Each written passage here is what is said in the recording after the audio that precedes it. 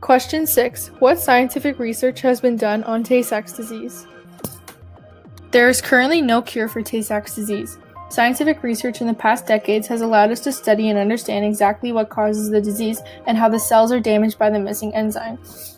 Thanks to this, medical advances are starting to take place in significant therapy techniques that could be useful in treating the disease. One possible therapy treatment being researched and tested is the substrate reduction therapy.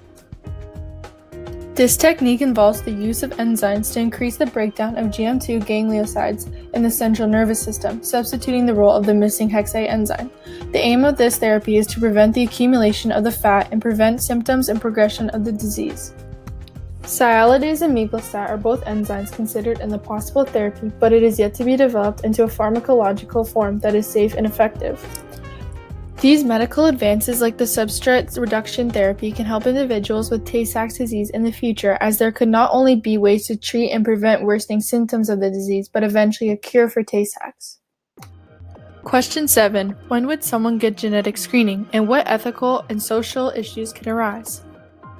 One example of when someone would use genetic screening is if they wanted to know if they were a carrier of the gene linked to the genetic disease.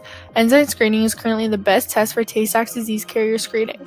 The parent may show no signs of the disease, but if both parents are carriers, they could pass the mutated allele to their children. If parents find out they are carriers, they would have ethical and social issues of deciding whether or not to even try and conceive a child, considering the risk that it might be born with the disease.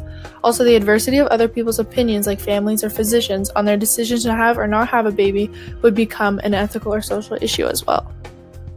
Another example of when someone would decide to have genetic screening done would be to detect that the fetus has a genetic disorder. The possible ethical and social issues concerning the situation would be possible termination of the fetus based on the test results, which in some religions or cultures people are very against.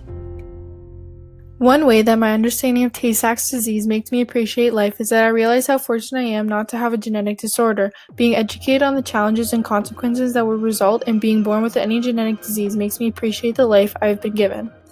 I also have come to appreciate my life and how none of my family members are affected by Tay-Sachs or any genetic disorder, as my research has shown me the impact on family members is just as concerning as the individual with the disease.